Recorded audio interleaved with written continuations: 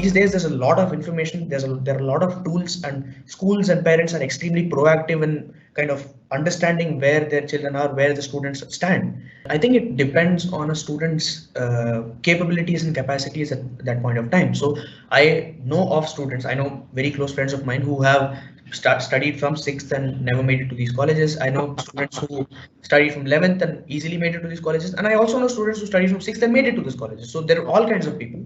Today, honestly, you have no excuse. That's what I would tell students. Look, you have no excuse because you have so much information. At least, as you said, sir, back when maybe you were a student, you could say, look, I didn't know this existed. I didn't know this was there, because information was not even close to as accessible as it is today. Or at a touch of a button, you have the world's information at your fingertips.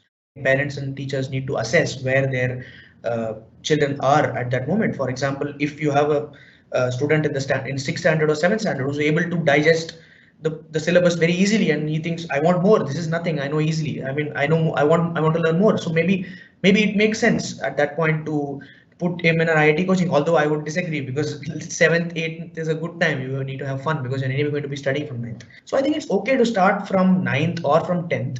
And also it's a question of sustainability. So I know people who start from 9th, study a lot, study for 4-5 hours a day for 3 years and burn out right at the end. Okay, so you can't risk burnout, and burnout is a very dangerous thing. So if you study for 10 hours a day, ultimately you've got to write the exam. And if you burn out a few months before the exam, then all your preparation just went to waste, because mentally you just lost all the will to prepare. Most of these exams are based on a particular syllabus.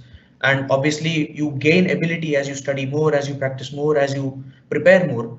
And as you get more comfortable with these exams, you're going to be able to clear it. So don't, what I would want to kind of tell the students is that don't go into the preparation zone thinking that you cannot clear it. Only a select few people clear it. It's not like that. You can be the select few people. So I think a constant self-appraisal is needed in such competitive exams, because ultimately it is a competitive exam and you've got to do very, very well. Think of it as a very, very crucial investment you're making in yourself for the future, because I'm incredibly grateful that I prepared for so long, for hours and hours and hours in 11th and 12th. I'm so glad I did that. Now, if you ask me to do it today, I don't know if I can do it, but I'm so glad I did it back then. And I don't think students should think of it as this 2 years in limbo. A lot of people think life is not happening, I'm not going out, I'm studying, but it's okay. If you've chosen this as a career path, then why not go guns blazing, right? You go full blood, give it a full-blooded go. And don't just think of it about it as, oh, I'm sacrificing something. Come on, you're not sacrificing anything. You're just working towards your goal. So absolutely. I think that's important.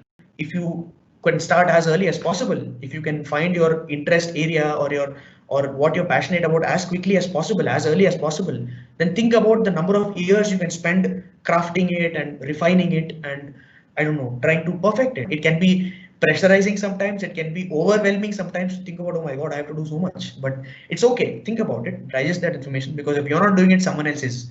Preparation is always better than planning, because if you keep planning, there's no perfect plan. So plan as you prepare as you plan.